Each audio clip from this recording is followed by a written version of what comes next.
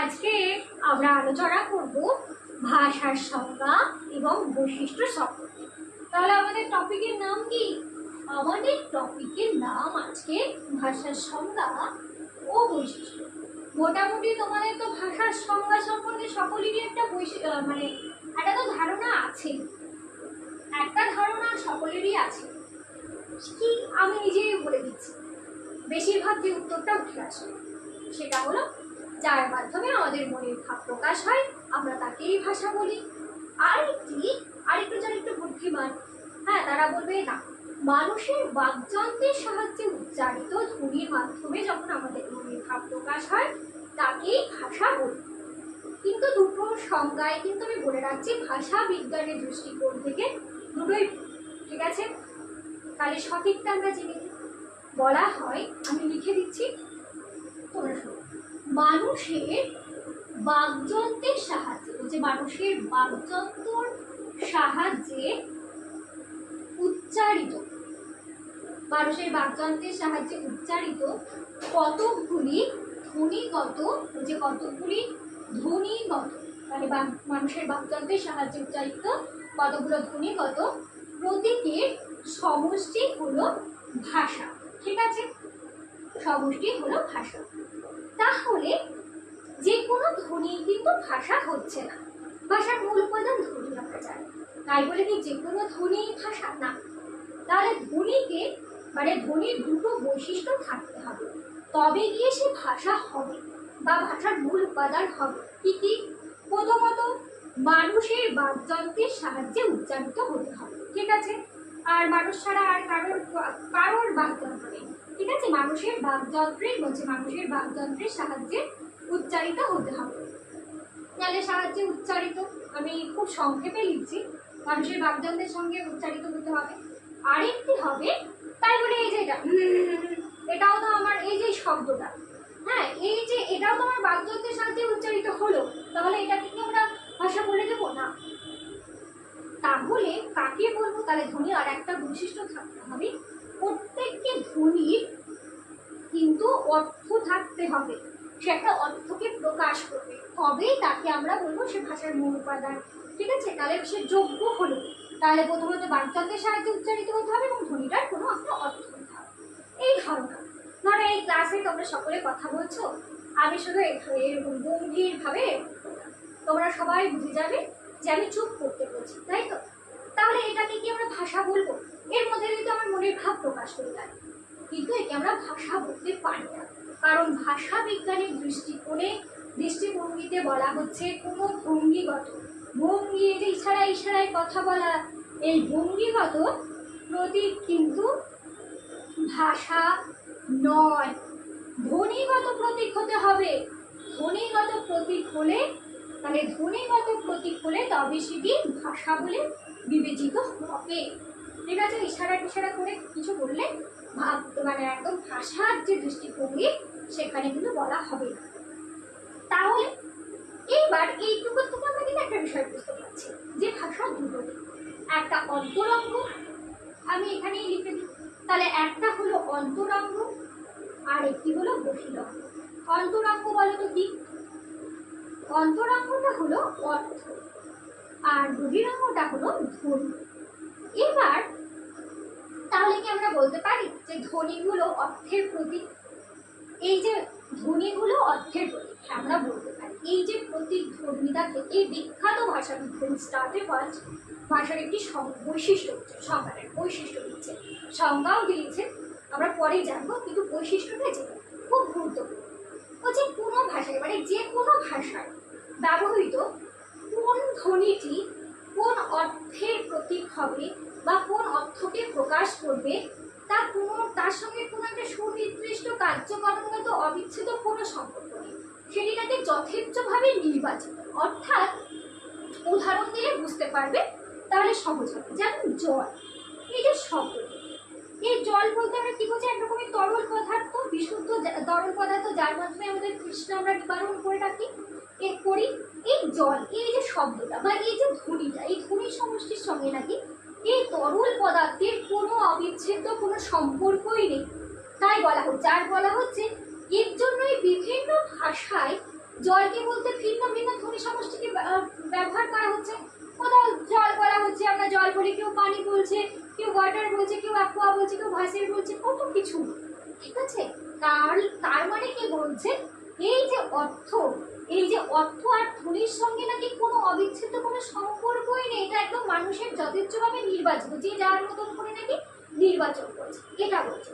এবার এই মতটা তো খুব সহজে মেনে নেওয়া যায় না, মানে দুটি গোষ্ঠী গড়ে উঠেছে পরস্পর বিরোধী। যারা বলছেন যে অর্থ এবং ধ্বনি এদের মধ্যে সম্পর্ক আছে, তাদের কি বলা হচ্ছে, তাদের বলা হচ্ছে অ্যানালজিস্ট। ঠিক আছে, আর যারা বলছে এই অর্থ এবং ধ্বনির মধ্যে কোনো সম্পর্ক নেই, এই অর্থ এবং ধ্বনির সঙ্গে কোনো সম্পর্ক নেই, ঠিক আছে, তাদের বলা হচ্ছে, মানে এইটা মানতে ভীষণ অসুবিধা হয় যে এই ধ্বনির সঙ্গে অর্থের নাকি কোনো অবিচ্ছেদ্য কোনোই সম্পর্ক নেই। হ্যাঁ, তাদেরকে কি বলা হচ্ছে, অ্যানোমালিস্ট। ঠিক আছে, তাহলে যারা বলছে অর্থের সঙ্গে ধ্বনির একটা সম্পর্ক আছে, কোনো না কোনোভাবে একটা সম্পর্ক থাকছে, তাদের বলা হচ্ছে অ্যানালজিস্ট। যারা বলছে কোনো সম্পর্ক নেই, তাদের বলা হচ্ছে অ্যানামোলিস্ট। ঠিক আছে, এবার আরেকটি যেটা ভাষার বৈশিষ্ট্য, সেই বৈশিষ্ট্য যদি আমি লিখে দিই তাহলে তোমাদের বুঝতে সুবিধা হবে। কি, আমি উদাহরণ দিচ্ছি, যে বিড়াল ইঁদুর ধরছে, এই যে এই বাক্যটা কিন্তু একটা ভাব প্রকাশ করছে, কিন্তু একটা অর্থ হচ্ছে। তোমরা বুঝতে পারছো যে আমি এটাই বোঝাতে চাইছি যে একটা বিড়াল ইঁদুরকে ধরছে। এবার আমি যদি একটু পাল্টে দিই, মানে কোনো শব্দই আমি পাল্টাচ্ছি না, দেখো আমি লিখলাম ইঁদুর বিড়ালকে ধরছে। ঠিক আছে, একটা নির্দিষ্ট, মানে একটা তো এই যে বাক্যটা একটা অর্থ প্রকাশ করছে, কিন্তু আমি লিখেছি ইঁদুর বিড়ালকে ধরছে, এর কি কোনো একটা অর্থ হলো? এটা কি সম্ভব?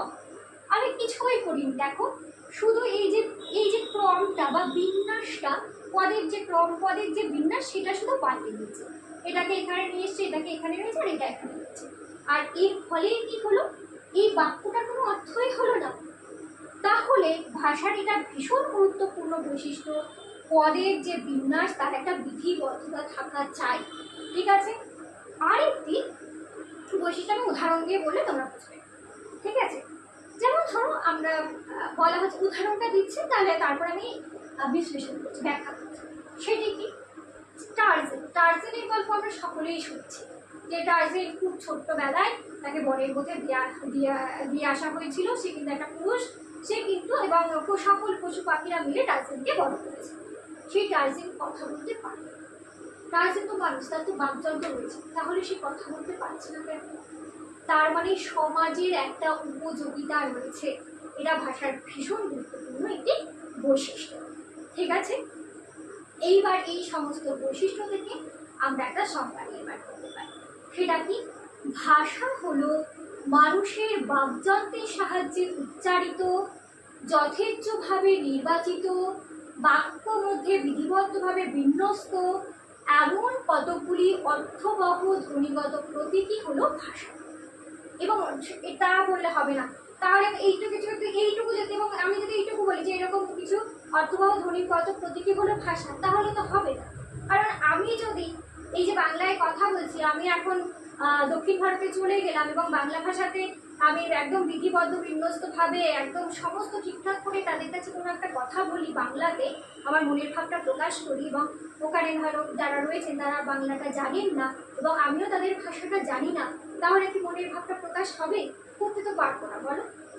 আমি আমার দিক থেকে বলছি, তারা কি বলছেন আমি কি বলছি, কিছুই হবে না, একদম ডিটেক্ট হওয়া হয়ে যাবে। আর এর জন্যই ভাষার যে ওই যে একটা সংখ্যা খুব প্রচলিত, যে মানুষের বাকযন্ত্রের সাহায্যে উচ্চারিত কতগুলো ধ্বনির মাধ্যমে যখন মনের ভাব প্রকাশ হয়ে যায়, সেটা না, মানে একটা আমি যদি এখান থেকে অন্য জায়গায় চলে যাই, বিধিবদ্ধভাবে খুব সুন্দরভাবে নিয়ম মেনে আমি আমার মনের ভাবটা আমার ভাষায় প্রকাশ করি, তারা যদি না বোঝেন তাহলে কিন্তু সেটা হচ্ছে না, মনের ভাবটা প্রকাশ হচ্ছে না। তাহলে আমরা কি বলবো, যে মানুষের বাকযন্ত্রের সাহায্যে উচ্চারিত, যথেচ্ছভাবে নির্বাচিত, বিধিবদ্ধভাবে বিন্যস্ত, বাক্য মধ্যে বিধিবদ্ধভাবে বিন্যস্ত এমন কতকগুলি অর্থবহ ধ্বনিগত প্রতীক যার সাহায্যে বিশেষ বিশেষ জনগোষ্ঠী বিশেষ বিশেষ সমাজের মানুষেরা একে অপরের সঙ্গে মনের ভাব প্রকাশ করে, তাই হলো ভাষা। ঠিক আছে, এটাই কিন্তু ভাষার একটা স্বয়ং সম্পূর্ণ সংজ্ঞা বলা যেতে পারে। আরেকজন ভাষা বিজ্ঞানী যার কথা আমি পূর্বেই বললাম, স্টার্টিভল্ট, তিনি একটা সংজ্ঞা দিয়েছেন। অনেকে দিয়েছেন কিন্তু কারোর সংজ্ঞাটাই ঠিক হচ্ছে না, কিন্তু ওনার সংজ্ঞাটা মানে সকলেই মেনে নিয়েছে। তিনি কি বলছেন, বলছে এই ল্যাঙ্গুয়েজ ইজ এ সিস্টেম। তাহলে তিনি কি বলছে, language is a system of arbitrary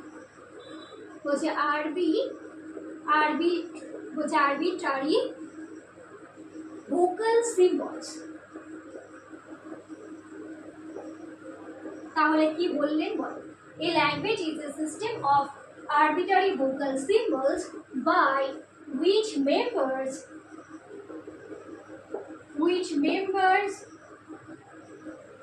of a social group cooperate and interact। ঠিক আছে, এই সংজ্ঞাটাকে সকলে মেনে নিয়েছেন। তাহলে এই language is the system of arbitrary vocal symbols by which members of a by which members of a social group cooperate and interact. কে দিচ্ছে, স্টার্টিভল্ট, এডগার। তার পুরো নামটা বলছি, লিখে দিচ্ছি, এডগার এইচ স্টার্টিভল্ট। ঠিক আছে, আমরা তাহলে ভাষার সংজ্ঞা এবং বৈশিষ্ট্য জানলাম। আজকের আলোচনা এই পর্যন্ত।